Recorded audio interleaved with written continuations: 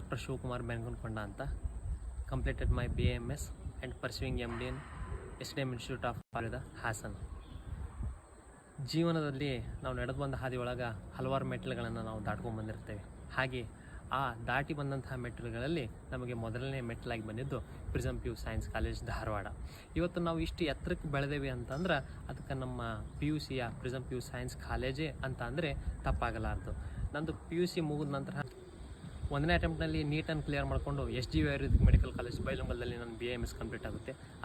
ಅದಾದ ನಂತರ 1ನೇ ಅಟೆಂಪ್ಟ್ನಲ್ಲಿಯೇ AIPGTನ ಕ್ಲಿಯರ್ ಮಾಡಿಕೊಂಡು ಇಂಡಿಯಾಸ್ ಟಾಪ್ 4th ರ್ಯಾಂಕ್ ಮತ್ತು ಕರ್ನಾಟಕದ ಟಾಪ್ 1 ರ್ಯಾಂಕ್ ಆದಂತಹ SDM ಇನ್ಸ್ಟಿಟ್ಯೂಟ್ ಆಫ್ ಆಯುರ್ವೇದ ಕಾಲೇಜಿನಲ್ಲಿ ಇವತ್ತು ನಾನು MD ಮಾಡಕತ್ತೀನಿ.